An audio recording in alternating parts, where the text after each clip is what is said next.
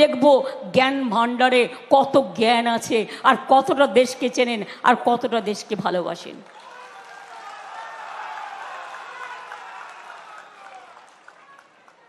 বলছে আমি খানে খায়েগা भी नहीं खाने दूंगा ना, কি সব আগে বলেছিল। আর এখন জিজ্ঞেস করুন, সব खा लिया, देश भी बेच दिया।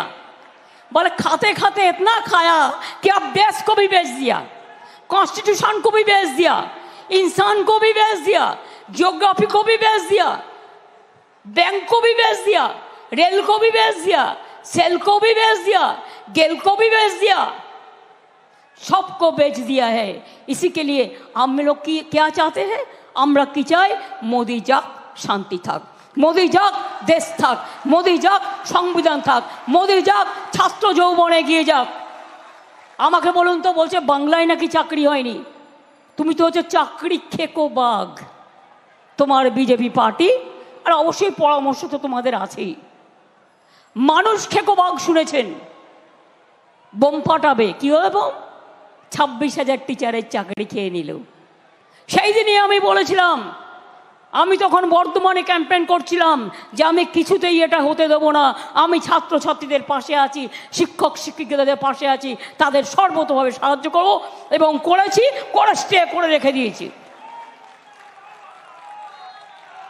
কদিন আগে 15 লক্ষ ওবিসি সার্টিফিকেট খেয়েছে একজনকে দিয়ে। আমি সেই রায় মানি না। বিচারক বলা যাবে না, বিচারকের রায় বলা যাবে। I am also a lawyer, এটা মাথায় আপনাদের রাখতে হবে।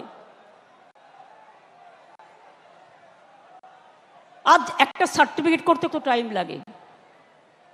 আগে তো প্রত্যেকের দরজায় দরজায় ঘুরতে হতো একটা ক্যারেক্টার সার্টিফিকেটের স্ট্যাম্প মারবার জন্য।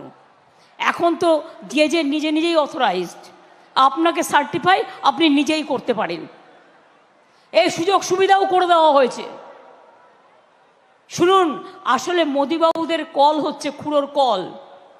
যখন কিছু করে তার আগে একটা প্ল্যান করে। সন্দেশখালি দেখে সারা পৃথিবী ভাবলো, আর সব টিভিকে বলে দিয়েছে অন্য পার্টির কথা বলবে না, শুধু তুমি সন্দেশখালি তৃণমূলের বিরুদ্ধে বলে যাও। প্রেসও বলে গেছে, যেমন মিষ্টি বাণী তেমনি মিষ্টি পানি।